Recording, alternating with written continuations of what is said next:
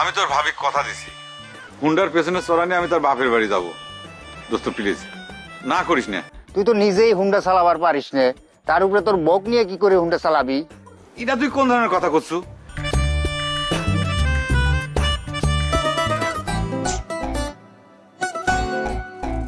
তোমার হুন্ডা আসতে আর কত সময় লাগে গোলাপ সর্দার?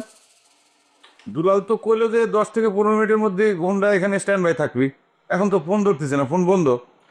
তোমার এই বন্ধু আর কোনোদিনও ফোন ধরবি না। চলো, আমাকে হুন্ডার দরকার নেই, আমরা ভ্যানে করে চলে যাবো। চলো না খারাপ, আর একটু অপেক্ষা করি। অন্য কোনো বাহনে গেলে পরে তো সময় লাগবে না, লোকাল বাহনে গেলে সময় লাগবে না। হুন্ডা আসুক, একটু দেরি করে রওনা দেই। হুন্ডায় তো খুব তাড়াতাড়ি মানে সময় কাভার করে ফেলাবো না, একটু দেরি করি। আরেকবার আমি ট্রাই করে দেখতেছি।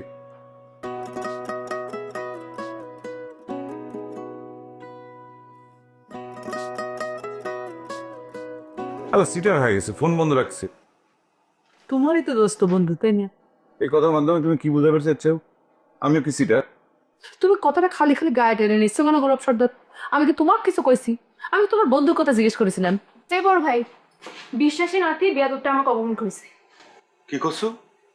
বিশ্বাসের নাতি তোকে অপমান করেছে? হ্যাঁ, তুই কি বিশ্বাসের বাগানে গেছিলি নাকি? না না, আমি কোনখানে যাইনি, ফোন করেছিল। আর ফোন কইরে আমাকে বাপ মা তুলে নানার কথা শুনাইছে। বড় ভাই, আমি কিন্তু এক জুইতা পিঠা করবই করব। জুইতে পিঠা তো আমি সেদিন করবে গেছিলাম, দৌড়ে পলাইছিল। 1 নম্বরের ফাউল। উইয়ের মা কুসুম যেরকম ফাউল, ও নিজেও সেরকম ফাউল। হে বড় ভাই, তুই কি ওই কুসুমের পেটের কথা করছু? হ্যাঁ, সে না তো, ফোন করেছিল ওই সাহেব বিশ্বাসের পিঠা, রাজ বিশ্বাস। আমার গাখানা যে কেমন করে জ্বলতেছে বড় ভাই। তোমাদের এত কথায় কথায় গা জ্বলে না? বাবারে বাবা চম্পা, এইভাবে যদি তোমাদের গা নিজে নিজে জ্বলতে থাকে তাহলে তো তোমরা নিজেরা নিজেরাই জ্বলে পুড়ে শেষ হয়ে যাবা। একটু অস্থিরতা কমাও, একটু সুস্থির হয়ে ঘটনা কি ঘটেছে ঠিকঠাক করে তোমার ভাইজানের কাছে খুলে কও। ঘটনার কি কব বড় ভাই? এই যে এই বিশেষ বাড়ির নামটা বদল হওয়া নিয়ে আমরা যে একটু আনন্দ ফুর্তি করতেছিলাম, আর তখনই ফোন। আমি ফোনটা ধরে জিজ্ঞেস করে করলাম যে হ্যাঁ হ্যালো হ্যালো কিরা? আমার কি কই জানিস বড় ভাই? বলছে আমি তোর বাপ রাজ বিশ্বাস। কেমনটা লাগে কত বড় ভাই?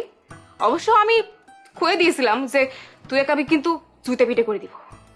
বাহ, তা তো শেষ হয়ে গেল। তুমি জুতো পিঠে করবার চাইছো, মিটে গেল। শেষ হয়ে যায় নাই ভাবি, ঘটনা তো আরেক জায়গায়।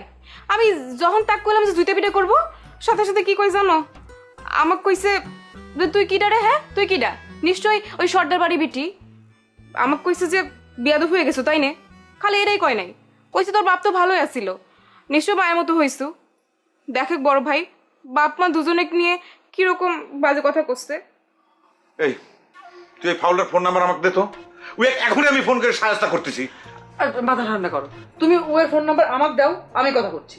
আমাকে তো ফোন করে নাই, ফোন করেছিল তো ছোট ভাইয়ের ফোনে। অবশ্য বারবার করছিল যে একটু অগর সর্দারের ফোনটা দে তো। তুমি তাহলে টগরের ডাক দাও, নাহলে টগরের কাছ থেকে ফোন নাম্বার এনে আমাকে দাও ফোন নাম্বার, আমি দেখতেছি। তুমি যতই দেখো ভাবি, আমি কিন্তু ওই এক জুতা পিঠা করবই করব।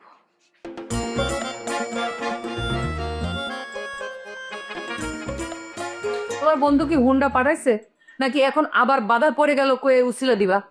বাধা তো হালকা একটা পড়লই, খালি বাধার উপরই তো আছে। আর একবার ট্রাই করতেছি। খারাপ, ও কতক্ষণ ফোন ধরবি না? দরকার হলে ওর বাড়ির পর যাবো, হুন্ডা নিয়ে এসে হুন্ডার পিছনে তোমাকে তুলে এনে তারপর শ্বশুর বাড়ি যাবো। কি মনে করেছে?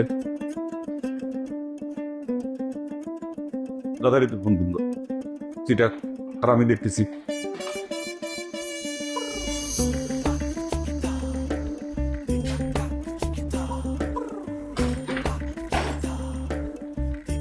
দোস্ত দোস্ত প্লিজ তোর হুন্ডা কেন দে দোস্ত। আমি তোর ভাবি কথা দিছি, হুন্ডার পেছনে চড়া নিয়ে আমি তার বাপের বাড়ি যাব। দোস্ত প্লিজ না করিস না, আমি যাবো আর আসবো।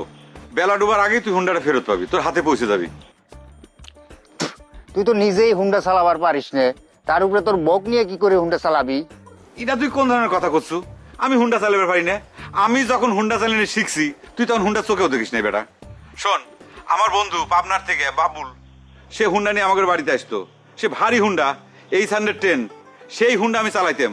সারা পাবনা শহর আমি ঘুরে বেড়াইছি, বাবলুক পেছনে নিয়ে ঘুরেছি আমি, কিন্তু আমার হুন্ডার পেছনে দুইজনে চড়ানিও চালাবের পারি।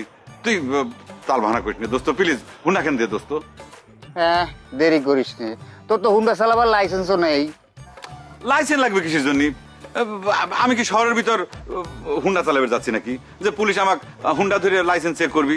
শোন, আমি তোর ভাবির কাছে কইছি তুই আমার জানের দোস্ত, মানে আমি যদি চিরতরে তোর কাছ থেকে হুন্ডা কেন চাই সেটা দিয়ে তুই কার্পণ্য করবো না। আমি এতটা ভরসা নিয়ে কইলাম, তুই শুধু শুধু তাল ভাবনা করতেছিস দোস্ত।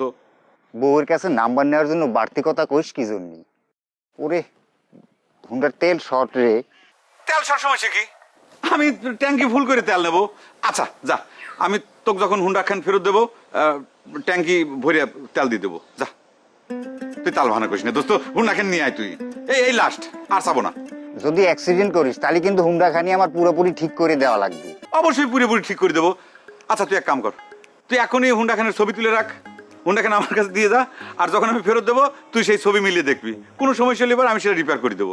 ঠিক আছে দোস্ত? তোর ভাবি রেডি হয়ে সাজুগুজু করে বসে আছে, কি চিন্তা করবি কত। প্লিজ এবার লাস্ট, আমি কথা দিচ্ছি তোর আর কোনোদিন তোর কাছে হুন্ডা চাবো না। আর আমি অতি সত্তর খুব অল্প দিনের ভিতর আমি হুন্ডা কিনে ফেলাচ্ছি, তো কথা দিচ্ছি তোর পেছন পেছন আমি হুন্ডার জন্য ঘরবো না। প্লিজ দোস্ত।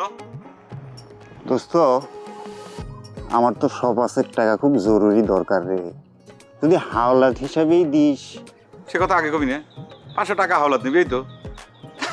আচ্ছা ঠিক আছে, আমি 500 টাকা তোকে হাওলাত দেবো না, তুই হুন্ডা দিয়ে যা। আর আমি বুঝে পারিছি ওই হাওলাতের টাকা তুই কোনোদিনও ফেরত দেবো না, সমস্যা নেই। আমি আবার নতুন হুন্ডা কিনে ফেলাবো, তখন আর তোর পিস করবো না। প্লিজ তুই দোস্ত হুন্ডা কিনে দিয়ে যা। এই শোন, টাকাটা রেডি রাখিস, আমি এই হুন্ডাটা স্টার্ট দিলাম বলে রে। ওকে দোস্ত, থ্যাংক ইউ থ্যাংক ইউ। কই হুন্ডা চলে আসতেছে, রেডি হয়ে যাও তাড়াতাড়ি।